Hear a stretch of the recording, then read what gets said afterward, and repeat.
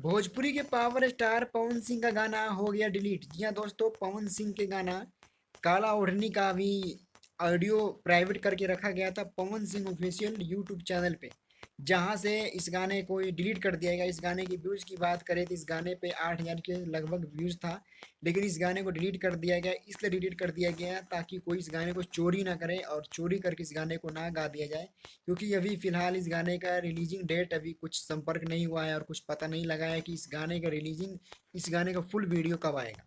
इसीलिए इस गाने को पवन सिंह ने यूट्यूब से अपने चैनल से इस गाने को डिलीट करवा दिया।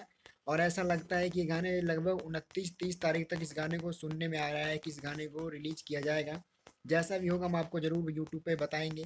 और आप लोग पवन सिंह के इस गाने का फ़ैन है, अगर ये गाना आप देखना चाहते हैं तो इस गाने को ज़्यादा से ज़्यादा सपोर्ट कीजिएगा ताकि ये गाना ट्रेंडिंग में आए।